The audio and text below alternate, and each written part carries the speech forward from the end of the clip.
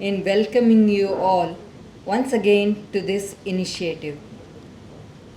The Adyar Library and Research Center was founded in 1886 by Colonel H.S. Olcott, the president founder of the Theosophical Society, as a non-sectarian center of research in Eastern civilization, philosophy, and religion. The library collection consists of volumes of palm leaf, paper manuscripts, and thousands of books and journals. The manuscripts and books were mainly collected by our founder, Colonel Olcott. Very old and rare Indological works, books on different religions and philosophies, Chinese Tripitakas, encyclopedias, Tibetan Kanjur and Tanjore, a collection of rare works in Latin, important research journals are among the valued possession of the library. We heartily welcome Chitra Madhavan. She has a master's degree. She has a master's degree and an MPhil in Indian history and a doctorate in ancient history and archaeology. She is a recipient of 2 postdoctoral fellowships. She has published 9 interesting books on history, on culture, on temples, on Sanskrit education, on literature, on epigraphy, etc.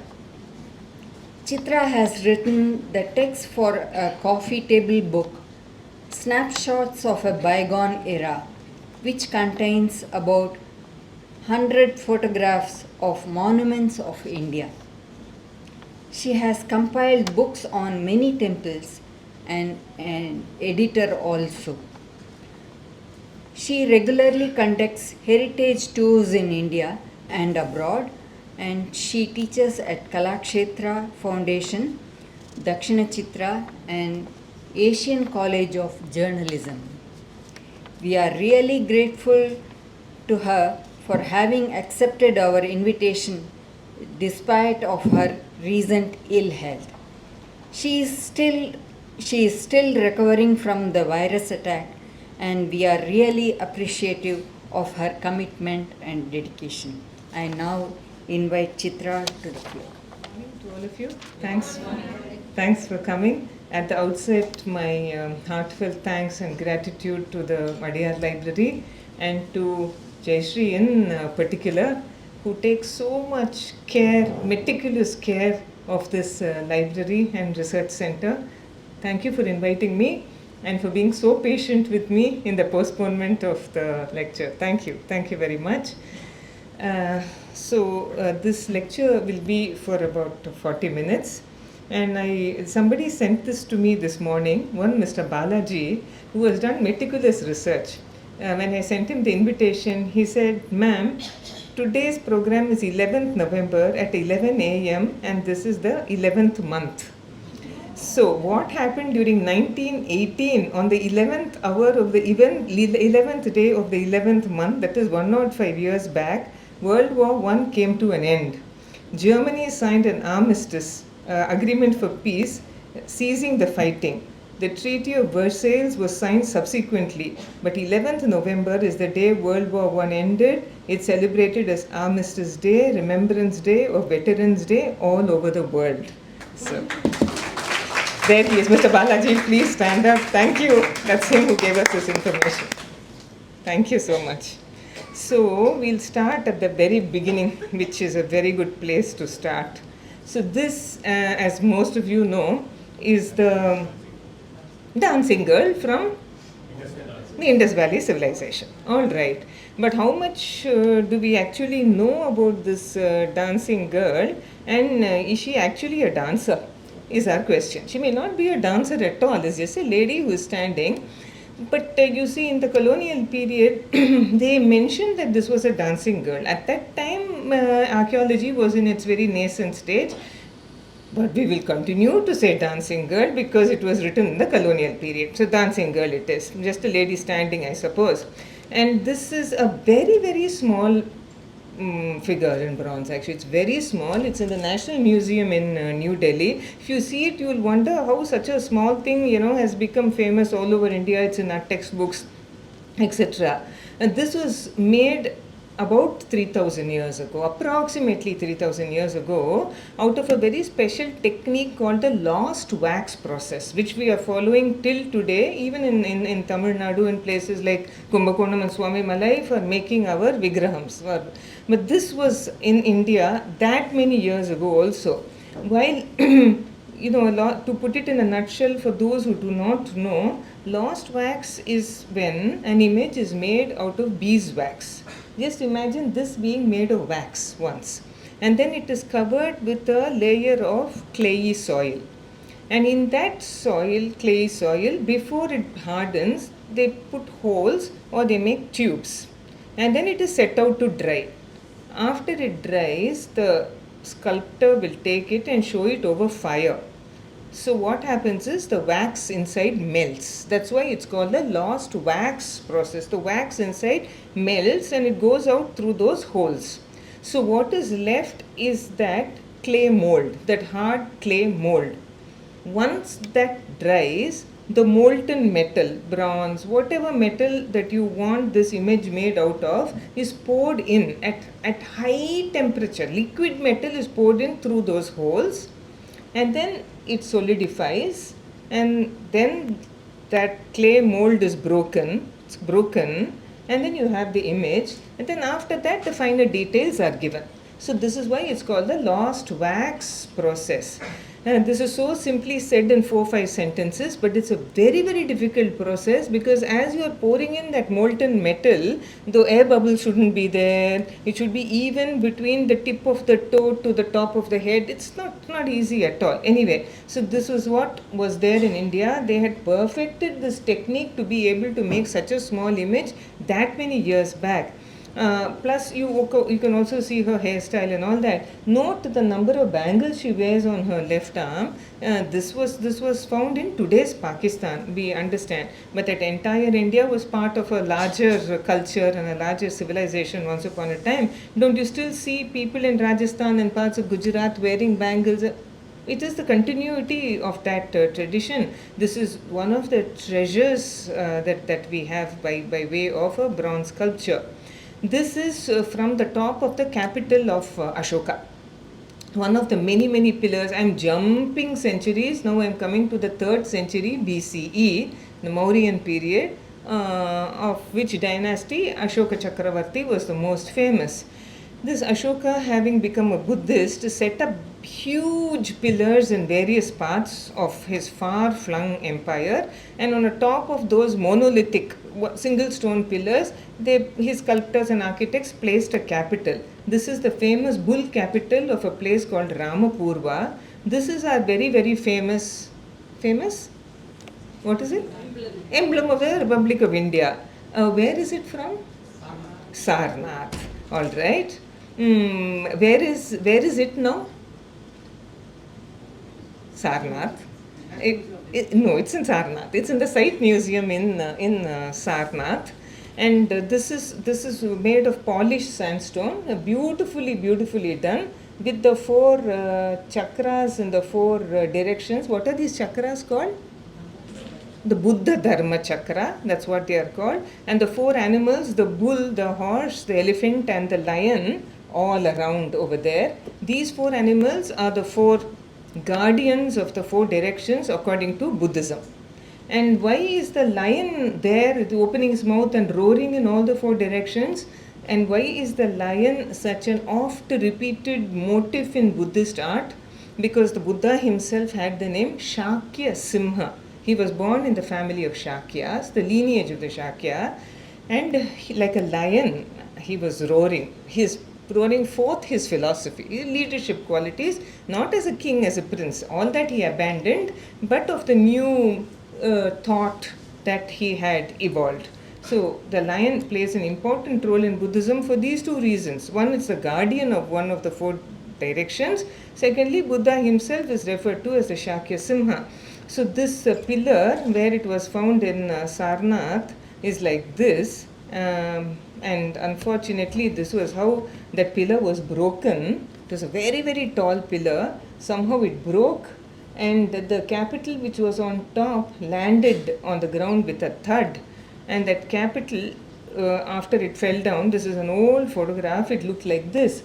What we see in the Sarnath Museum today and as the symbol of the Republic, emblem of the Republic of India, actually should have looked like this, with this thing on top, with a chakra on top.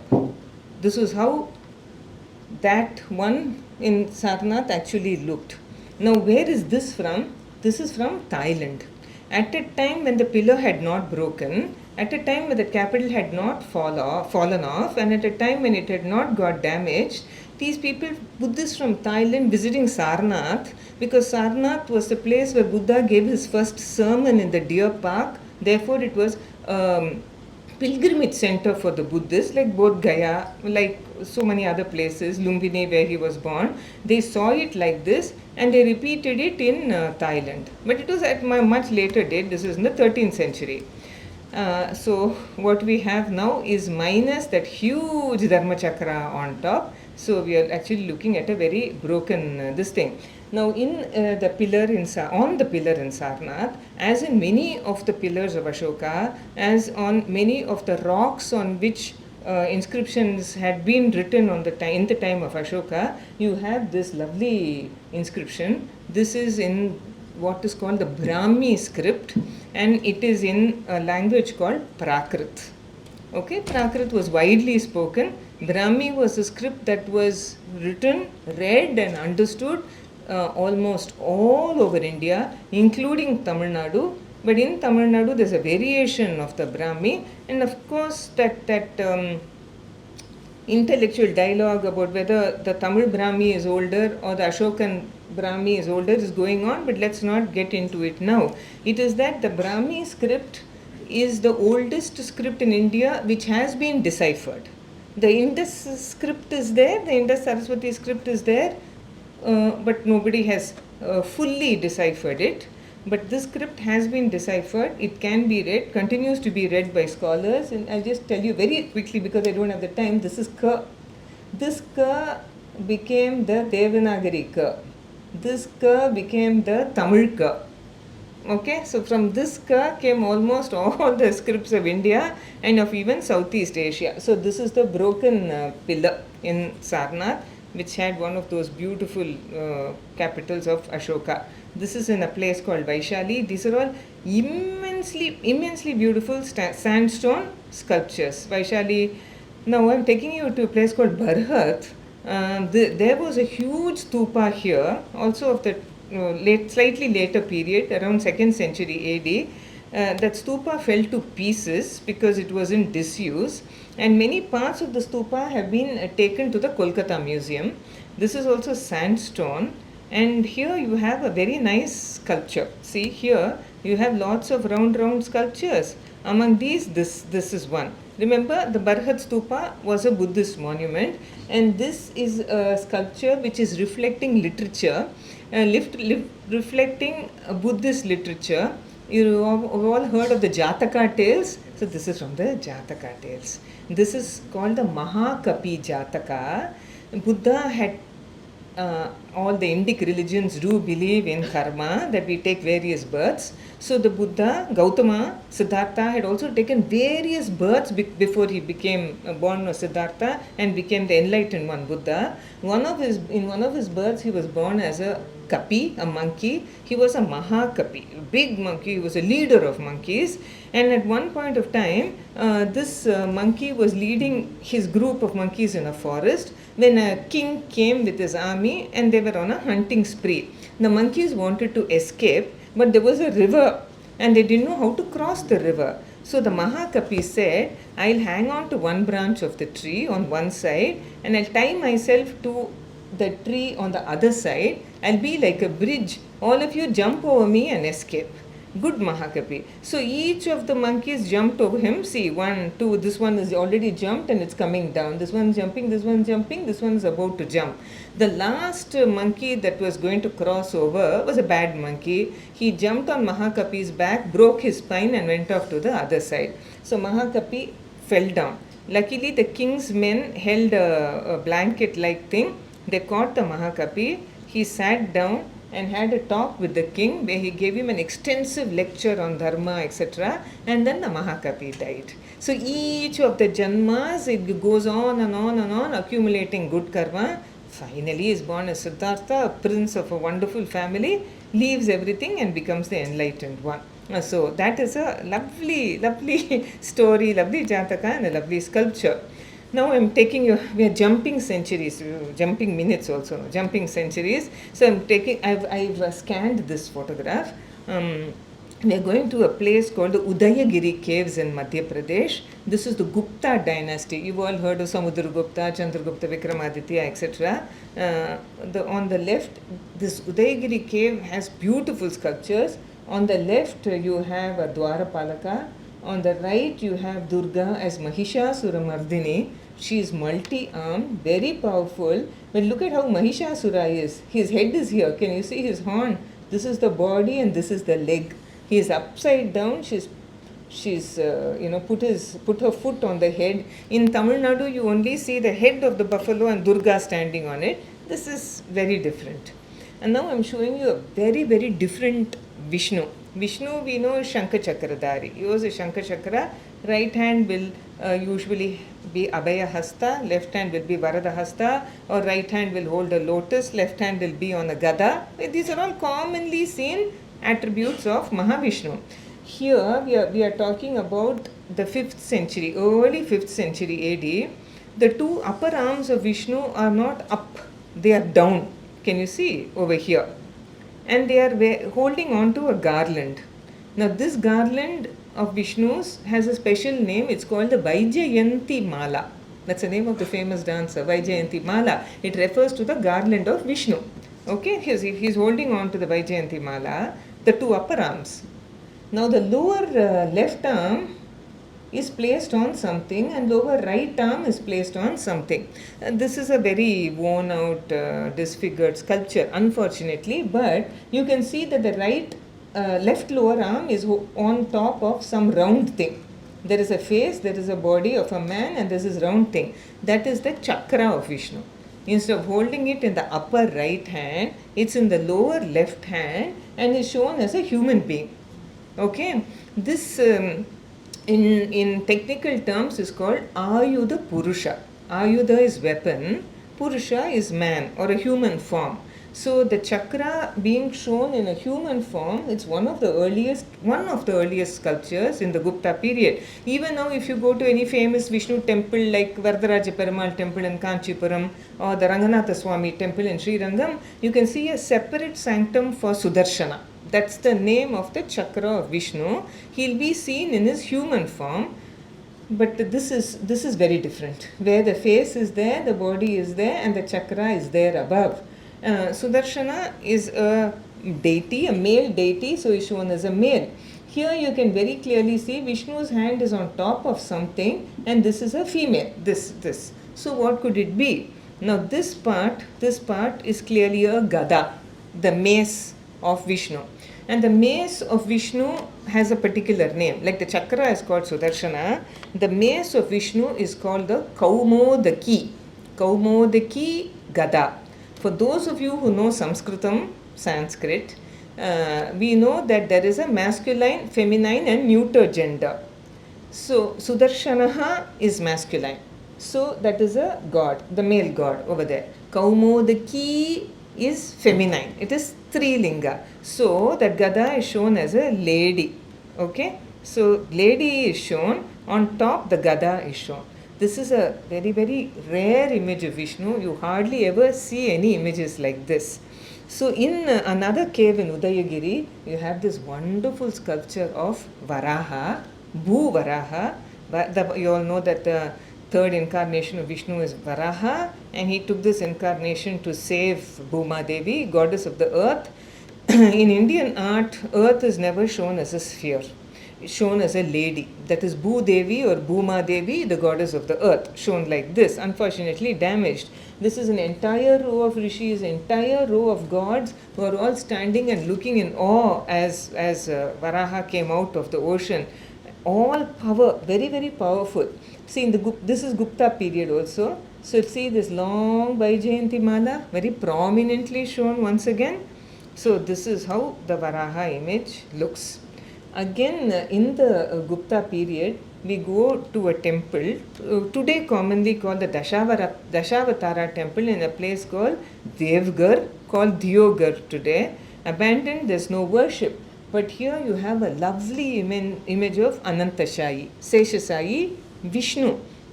This again is so rare. Vishnu, we know he is like this.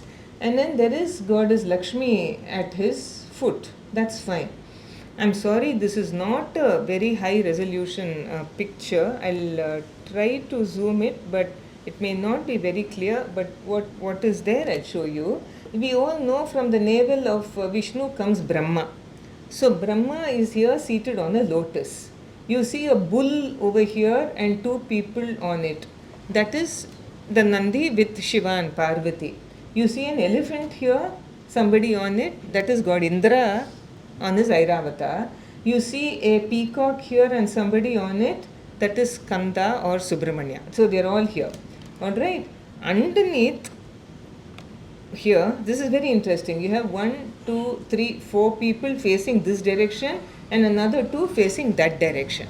Now these are also the Ayudha Purushas. These are the different weapons of Vishnu shown in human form. Lady, you all know, Kaumodaki Gada.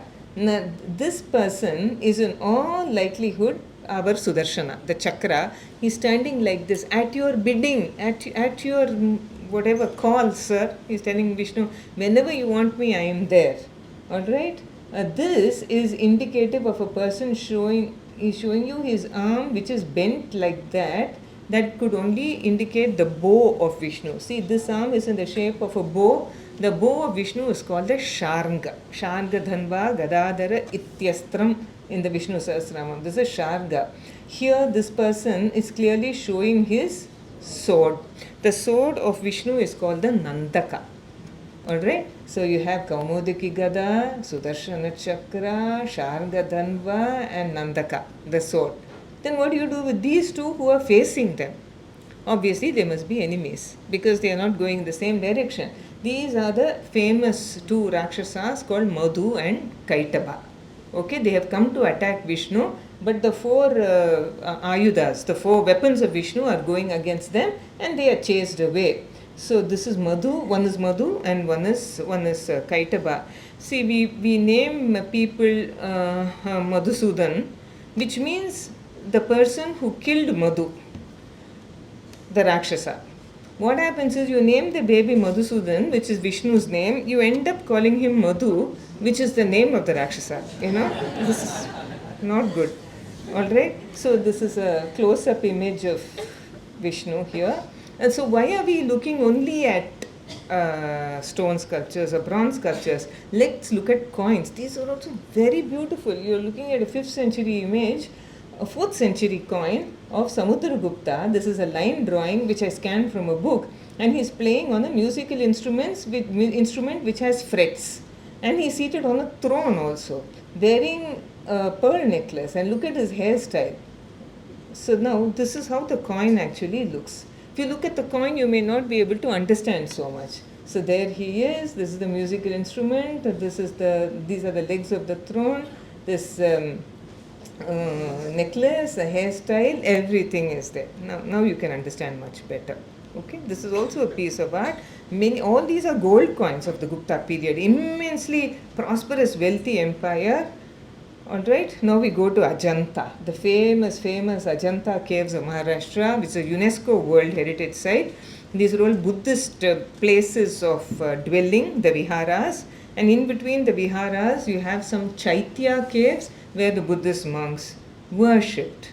And these are known to have been there from around the 2nd century BC down to the 5th century AD. Initially, the kings of the Satavahana dynasty contributed to the making of these caves, and then came along another dynasty called the Vakatakas. Frankly, we don't know any of these names in Indian history. We've all grown up studying in school, studying history, but these names are strange to us because we've never been taught all these things. Basically, it's a fault of the syllabus makers. Blame it on them. So, these are how the caves of Ajanta are. They have been dug into. Here, in one of the caves, is a huge image of the Buddha. It's really, really very big. It's really huge, and the beauty of this is that the cave, this one big photograph of this Buddha cannot be done because he's so big. So again, I've scanned it from a photograph. The photographer has taken it in 3 different shots, 1, 2 and 3, and he stitched it together in his computer. This is more than 7 meters long. This is the Maha Parinirvana of the Buddha. He got nirvana, we know. He was enlightened when he sat under the Bodhi tree. The Maha Parinirvana is when he gives up his mortal coils. Okay, so these are all the grieving Sishyas, the worshippers of the Buddha. I just want you to see the expression on his face. Absolutely sublime, absolutely peaceful. And you must remember, they were doing it directly on the wall of that cave temple. We come now to South India. We are coming to a place called Badami. This is in Karnataka. The ancient name was Vatapi, and this was the capital of a dynasty called the Chalukyas. We are looking at a cave temple over here.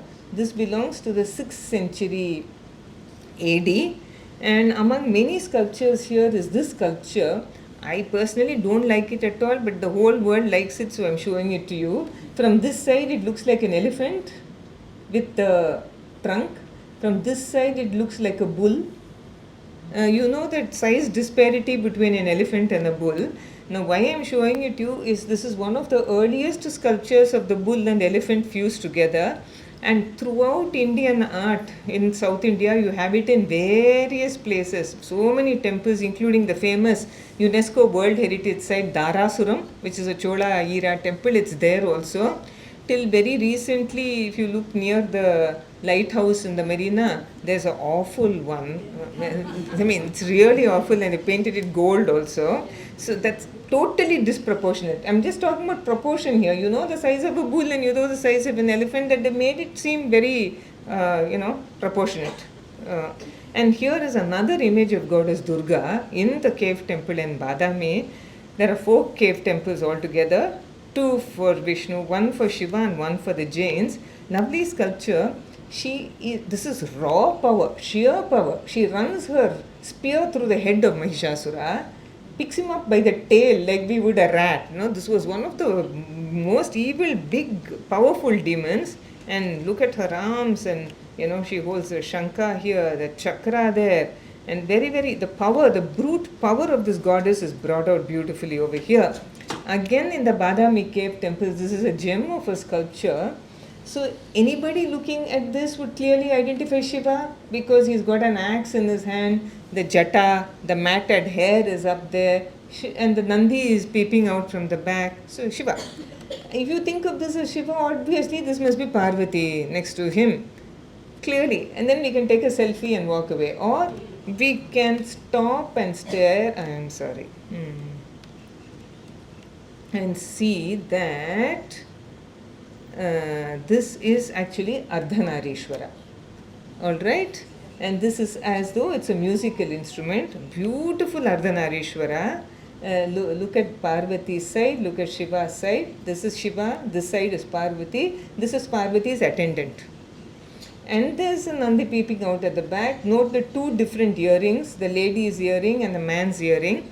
Even if it was not physically Ardhanarishwara, Shiva always wears 2 different earrings to show that he is Ardhanarishwara even when he's shown in a pure male form. And there is this very emaciated figure over here. In all likelihood, this should be a person called Bringi, who was a devotee of Shiva, and I can't go into it too much to say, cursed by Parvati to become emaciated. Or it could be some other devotee. We don't know. Karaikal Ammayar, this is not a lady. Looking up at the cave temples of Badami, always look up. This is there carved on the ceiling.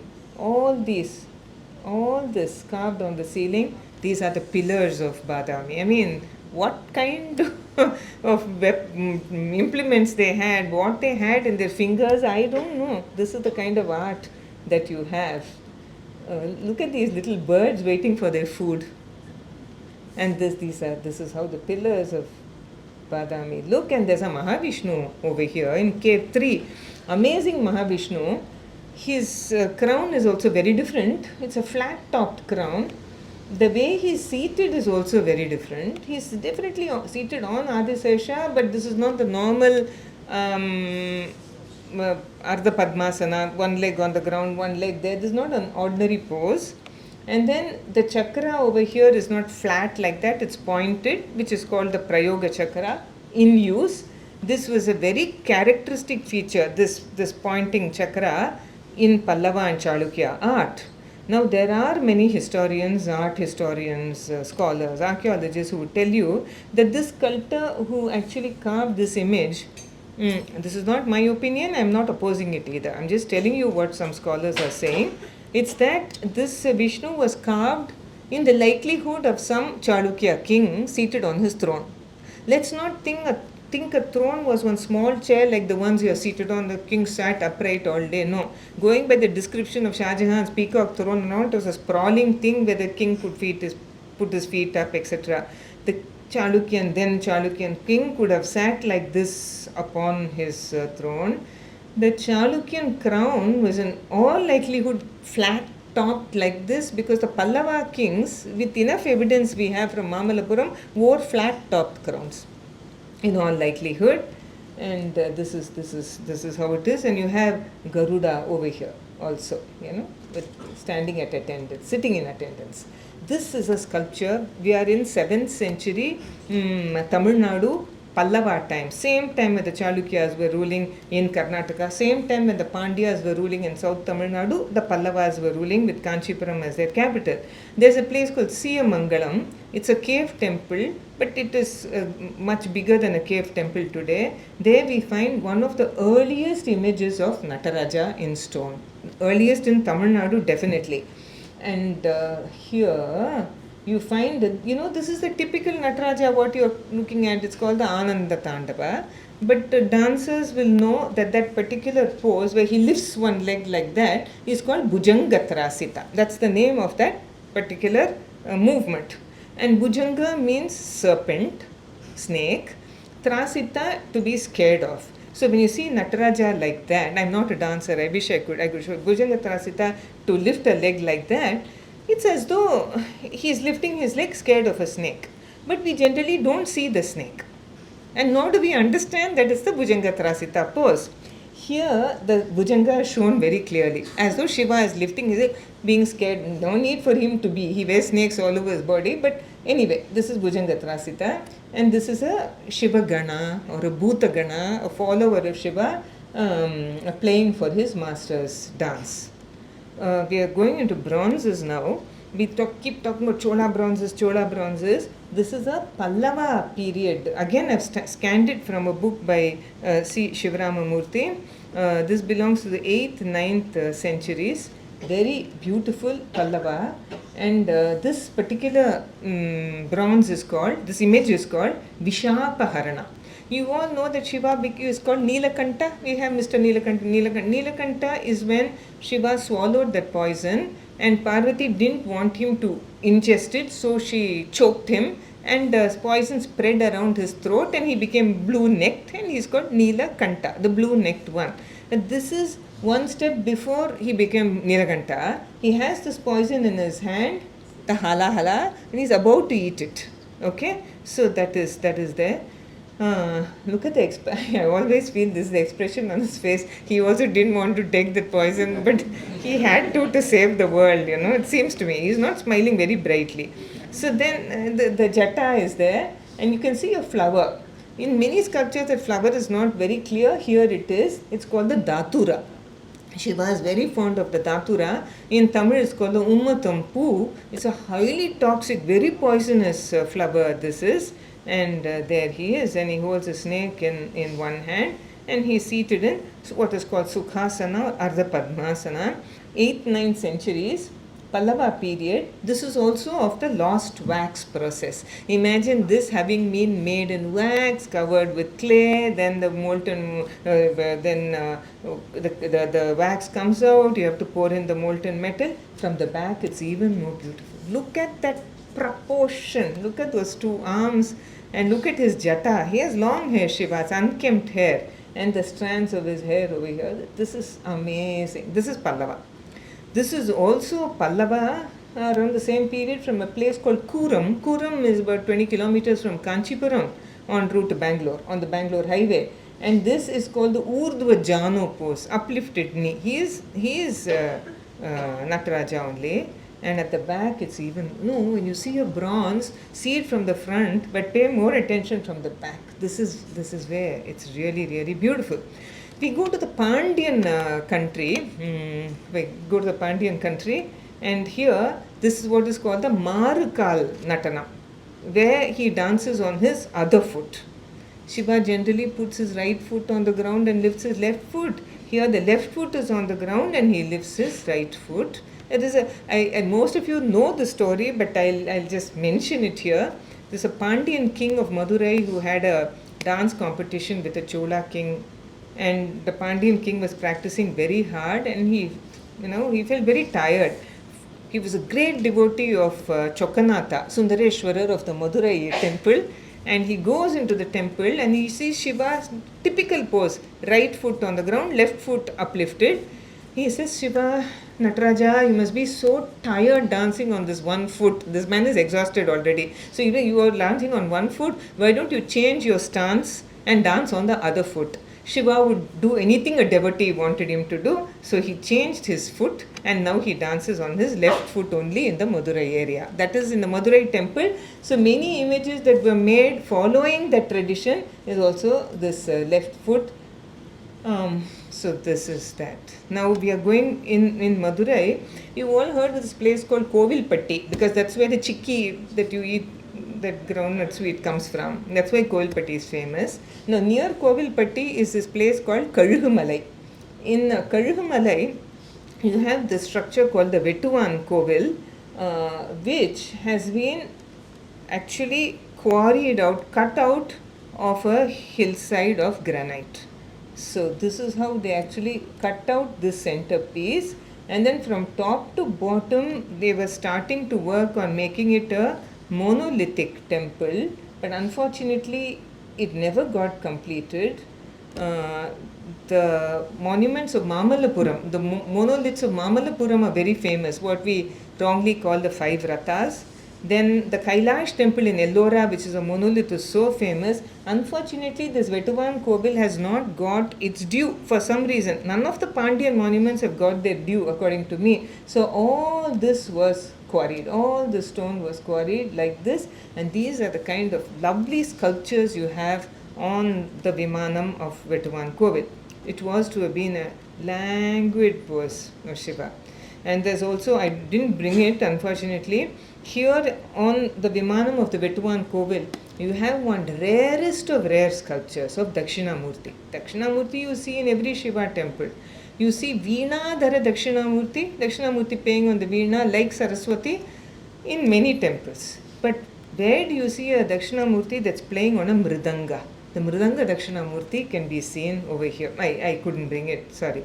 But this temple didn't get completed, and it is in unfinished state. Now they worship it as a Ganesha shrine, but hats off to the people who worked on it. This is how the top is seen. This is how they cut out. And this is how the top. Look at that workmanship. After these many centuries, this is 8th century, 7th, 8th centuries, and this is how it looks. Alright? I can't but talk about this temple. It's my second favorite Chola temple. This is there in a place called Pullamangai.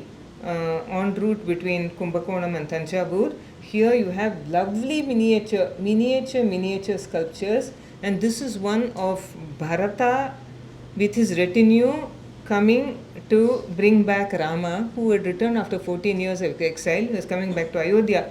Look at the number. This is the actual size of the sculpture, and no photographs, please. And this is the size of the sculpture. No, please. So these many one horse, these so many men, elephants. The umbrella is going for Rama to come back, and there's a sense of humor also here. This monkey is saying something to the other monkey, and he's laughing away. Some secret joke was there also. This Shiva Tandava, beautiful Shiva Tandava, and many other forms of Shiva as well. We're very clearly running out of time. Finish in 5 minutes? 5 minutes. Okay, we're going to a place called Takkolam. This is near Arakonam, not too far from Chennai. It's a Shiva temple. Late Pallava, early Chola. I want you to see the Dwarapalakas, the door guardians. I mean, have you seen anything so beautiful?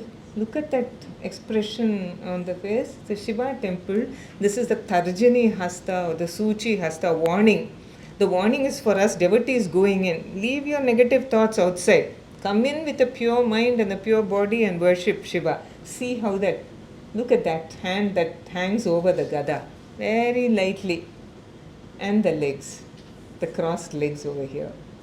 And this is called the Vismaya Hasta. He's looking at that Shiva inside saying, oh, astonishment, this hand. Suppose an elephant suddenly comes in, won't you do this? So he's looking at Shiva and saying, oh, look at that greatness inside. This is also Vismaya Hasta. I'm showing you both the Dwarapalakas. This is the other one. Very, very, very beautiful is this workmanship. Okay, and Ganesha. Going to the Tanjavur, going to the Cholas, I'm not going to embark on the Tanjavur temple. I want you to see, this is a copper plate inscription. These are sheets of copper on which an inscription has been written. This is Chola period, 11th century. This is from a place called Tiruvalangadu, which is near Arakonam. And this is an inscription of Rajendra Cholas. And it talks about the gifting of land. So this is like a patram. This is like a document where everything is written. And then it is there are holes here. And there's a copper ring. And this is a copper seal. I just want to show you this is a beautiful copper seal. We can just look at it and go away, or we can go in a little deeper. And this is a tiger. Just in case you didn't know, it's a tiger, and this is the emblem of the Cholas. The tiger was the emblem of the Cholas. It looks like our ordinary pussycat, but this is a tiger. And then in front are two fish, the symbol of the Pandyas, which means the tiger had literally eaten the two fish, meaning they had conquered the Pandyas. Underneath is a boar, a Varaha, which is a symbol of the Chalukyas. The tiger had also defeated the Chalukyas. The parasol, the Chatra, the royal umbrella, signifying the greatness. Kings always walk under an umbrella. They have the right to do that, signifying royalty. Two fly whisks, or the chamara, which is also an insignia of royalty.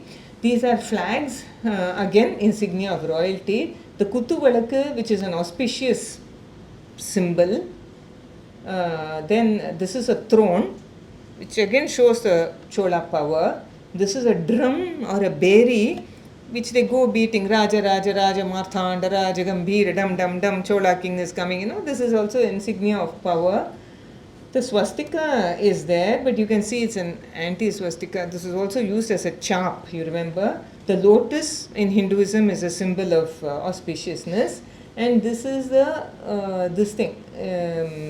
legend. This is an inscription of Rajendra Chola. I won't read it out fully. It just says, Etat Rajendra Cholasya Shasanam. This is the edict or decree of Rajendra Chola.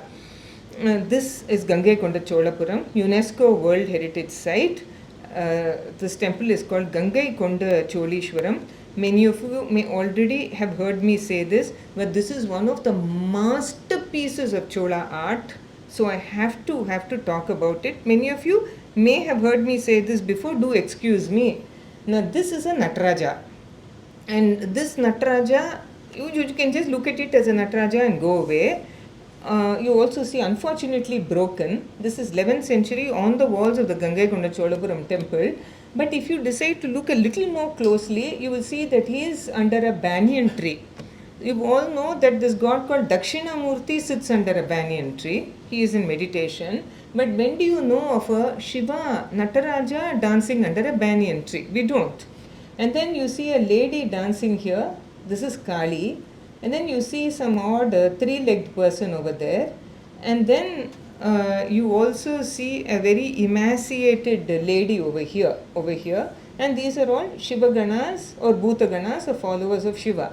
So what was this sculptor trying to convey to us? I mean, what is he trying to say? Why banyan tree? Why is this Kali, one three-legged person? What is all this? So, in Gangaikonda Cholapuram, on the walls of the temple, this anonymous sculptor, he's not even left his name behind, for some reason didn't want to depict any Nataraja, not just a random Nataraja.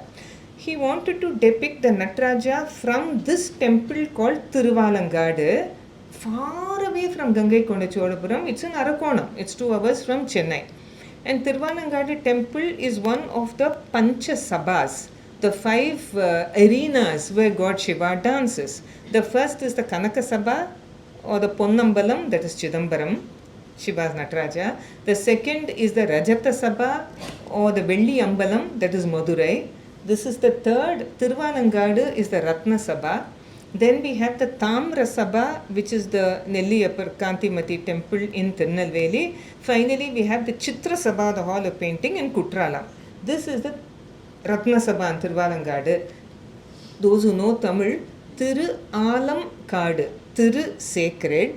Alam is the Alamaram, the banyan tree. I am talking about it in the right location, the Theosophical Society. Banyan tree. Kadu is forest. So, this is the sacred forest, sacred banyan tree forest. Thiruvalangadu was a forest of banyan trees. And Shiva here in that Thiruvalangadu temple aptly has the name Vattaranyeshwarar. Vata in Sanskrit is banyan, Aranya forest, Ishvara Shiva. So Shiva of the forest of banyan trees. Vattaranyeshwarar in Thiruvalangadu. Clear? So for what reason the sculptor wanted to show that Nataraja in Thiruvalangadu, we don't know. But he gave us the clues. So Nataraja here is dancing under the banyan tree.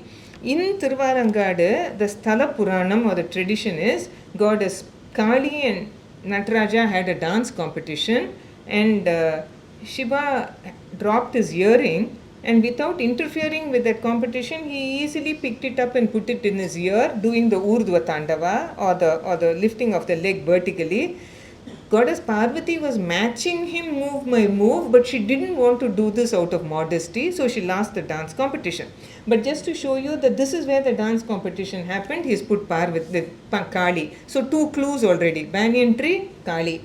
Now this is not particularly anything to do with Thiruvalangadu, but it is this devotee called Bringi who had 3 legs.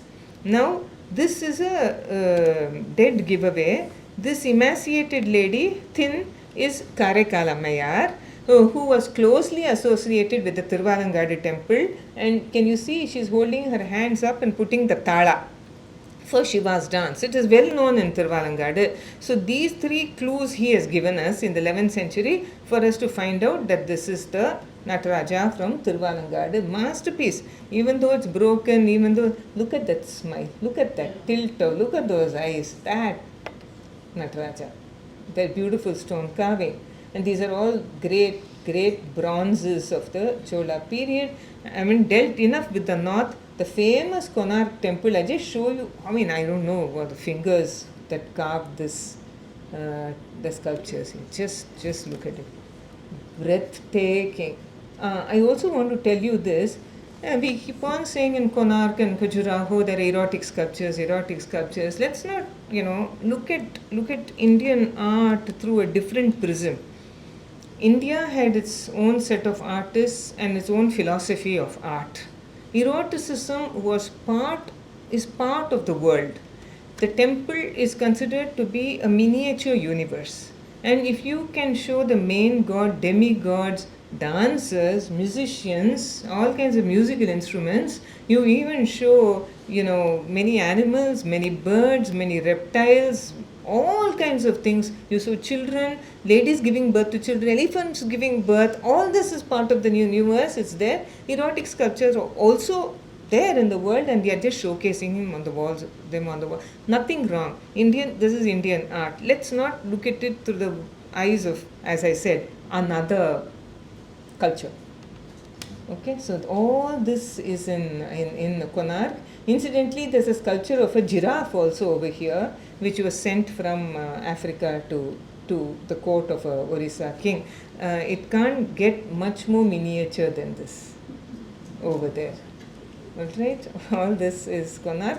I'll just stop with this slide. We go to, when Konark is the sun temple, but there was one much earlier in a place called Martand in Kashmir, that is also ruined, and this is on the west coast. This is the famous Motera sun temple, and this 11th century. This is also beautiful, beautiful sun temple. I'll stop now. Just one. We cannot but talk about Hoysala art.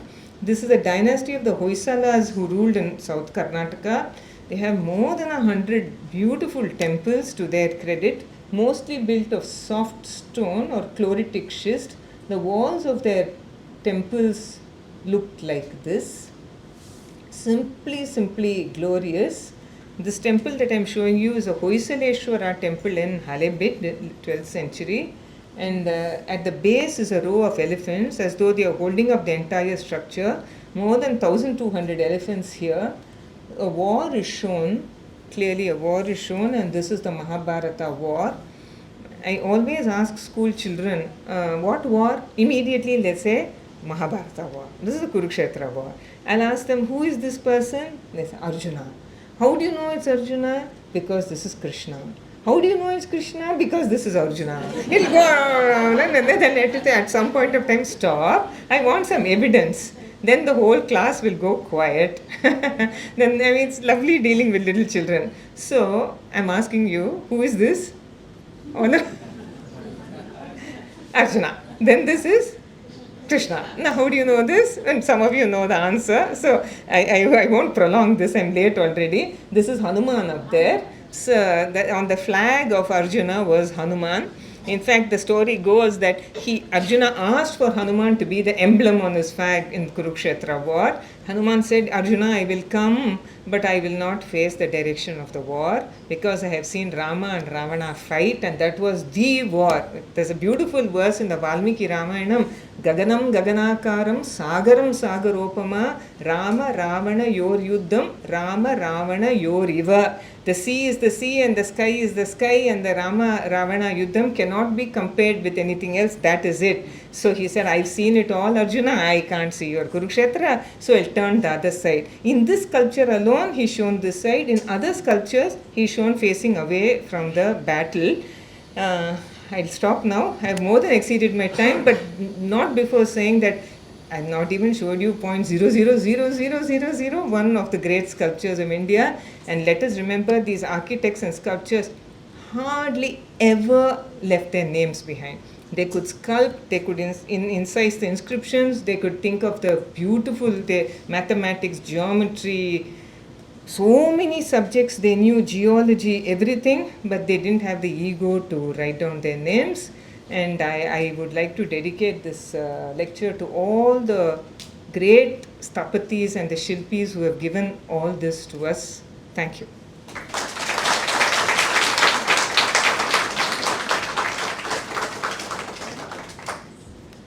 You showed one sculpture, right, where the Nataraja dances fearing the snake. Yes. And you said that Bodhagana was playing some music for Shiva to dance. He looks like a snake charmer. Oh. And that instrument also looks like that. Oh, you mean the Shivagana looks like a snake charmer? Yeah. All right. Okay. Perhaps. Ma'am, where was the sculpture picture taken from? Right to like the Kalmari Adi sculpture comes from? அது எந்த இடத்துல மதுரையில No, the original is the Utsavamurti of the Madurai temple. There is this image, I think it's in the Madras Museum. It is in the Madras Museum. Yes, very much. Egmont. We had the bronzes from the Indus, right?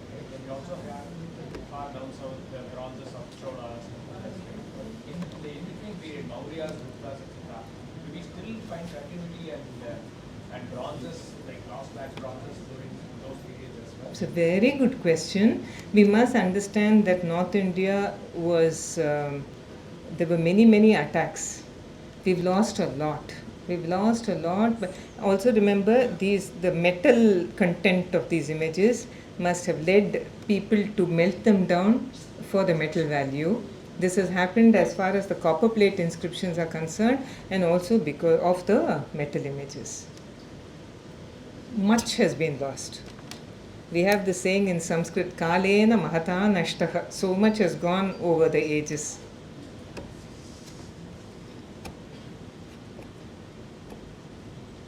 Okay. Thank you. Yes. Thank you very much, Chitra. As you can see, that the response has been so great, and we are very thankful to you. As a token of our appreciation, I ask Miss Nancy Seacrest to give this to her.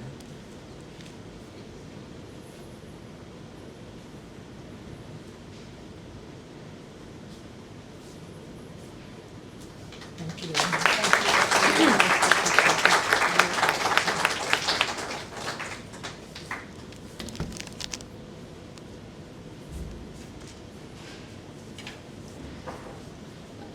We now adjourn to that room, and we will have some tea, and we can go up to have a look at the display of books on architecture and sculpture. I just want to add, please do go up and have a look at these books that have been put on display very painstakingly by Ms. Jaishree and the staff of Adyar Library.